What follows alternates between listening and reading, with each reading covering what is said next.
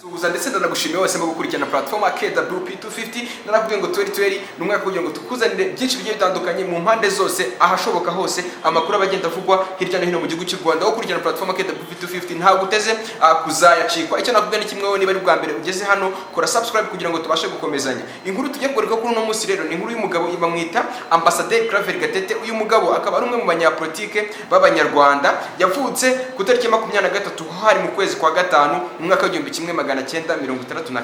Uyu mugabo rero akaba yarasanzwe ari ministre w'ibikorwa remezo cyangwa se Minister of Infrastructure hano mu gihugu cy'u Rwanda muri uno mwaka turimo wa 2020, ariko kuri ubu ngubu ibintu bikaba bitakomeje kugenda neza.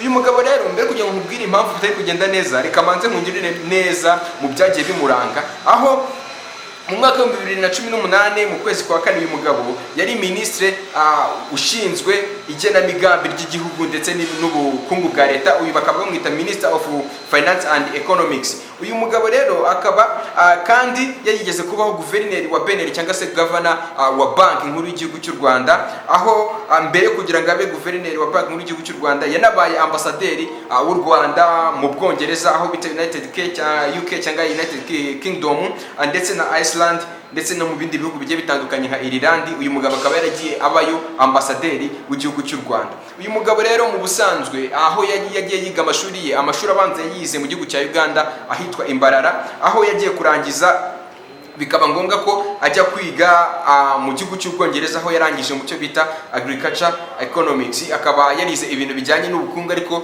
ubukungu bujyanye n'ubuhinzi yabyize aho bita i Vancouver ni mu gihugu cy'Ubwongereza. Akaba ahangaha akaba ariho yanakuye ku mashuri uyu mugabo yagiye yiga. Afite bachelor's degree muri Agriculture and Economics. Ahangaha mu kigo yizemo niho yanakomereje aza kuhakura masters na n'ubundi muri Agriculture and Economics, ho hari mu mwaka wa 1993. Uyu mugabo rero Ambassadeur Claver Gatete mu mwaka wa 2013 kugeza mu mwaka wa 2018 yabaye cyangwa se yari umuyobozi w'icyo bita African Development Bank. Iki ngiki kikaba ari ikigo nyafurika gishinzwe gutsura ubukungu ndetse n'amajyambere. Uyu mugabo ahantu yagiye akora rero yagiye akora ahantu hatandukanye kuva mu mwaka wa 1991 kugera mu mwaka wa 1997. Uyu mugabo Ambassadeur Claver Gatete yakoraga mu gihugu cya Canada kuva mu mwaka wa 2000. Uyu mugabo rero akaba nabwo yaravuye aho ngaho mu 1997. Mu mwaka wa 2000 aza gukora mu cyitwa United Nations Development Program Rwanda, iyi ngiyi bakunze kwita ANDPL. Iyi ngiyi akaba rero yarayibaye mu mwaka wa 2000, aho mu mwaka wa 2001 uyu mugabo yakoze muri biro ya perezida ahagarariye icyitwa Nepadas settlement, cyangwa se iyi ngiyi ikaba ari imwe mu departement abarizwa muri ofisi ya perezida mu gihugu cy'u Rwanda. Uyu mugabo noneho rero si ibyo gusa yakozemo, kubera ko yakoze no mu cyitwa African Peer Revenue Mechanism, aho kuva ahangaha yakoze kuva mu mwaka wa 2003 kugera mu mwaka wa 2005. Kuva mu mwaka wa 2005 kugera mu mwaka wa 2009 uyu mugabo yari secretary w'u Rwanda kasi ikigo gikontorora imari n'igenabukungu by'igihugu cy'u Rwanda cyo bita Beneri.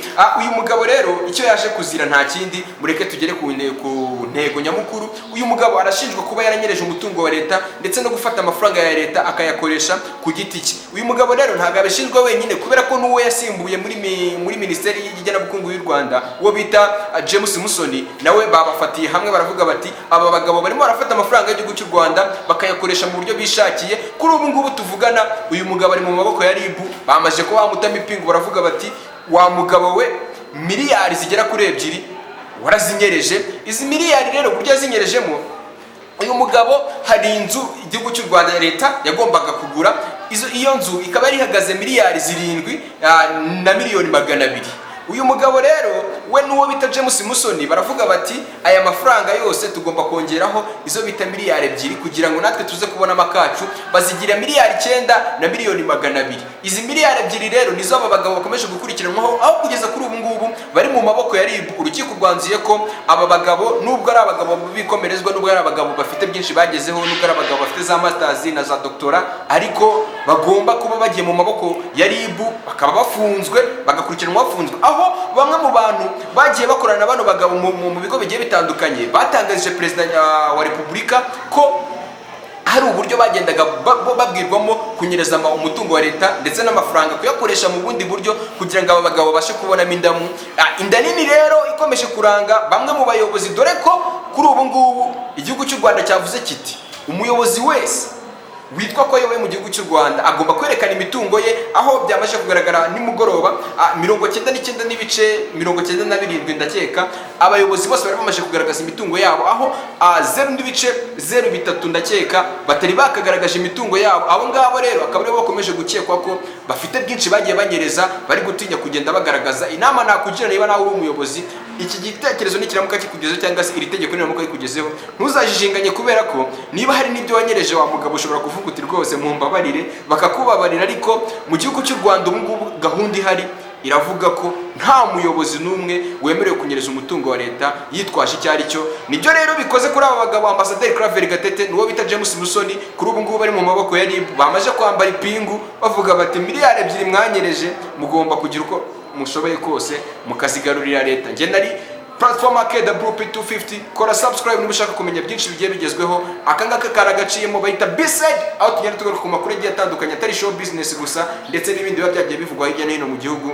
Icyo nakubwira ni kimwe, ukore subscribe, like ndetse na share.